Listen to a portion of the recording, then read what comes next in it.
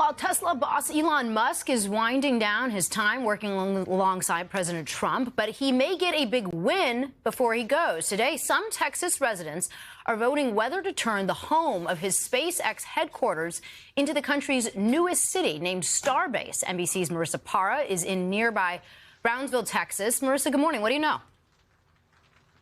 Hey, Laura, good morning. Well, you can see even 20 miles away here in Brownsville, Texas, Elon Musk's influence is, well, everywhere.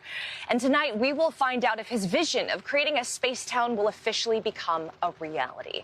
So the proposed land where this new city would be is really only about 1.5 square miles. We know it's made up of SpaceX complexes as well as homes and land. Just 280 people within those city boundaries are eligible to vote, most of them either SpaceX employees or affiliated, including SpaceX CEO Elon Musk himself, who could vote here today.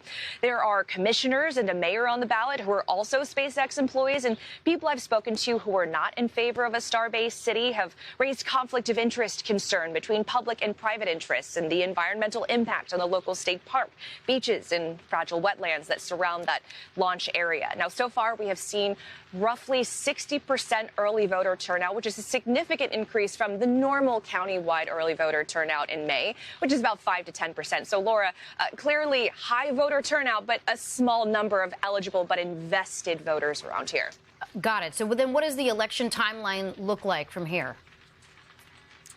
Yeah, so we can have results really fast after the polls close at 7 p.m. Central Time tonight. But then after that, if Starbase does get voted into becoming a city, I mean, there's going to be a couple of procedures that would happen in the immediate aftermath. But then those newly elected officials would start to hold those meetings to decide things like hospitals, schools, fire departments, all catered specifically to Starbase, Laura.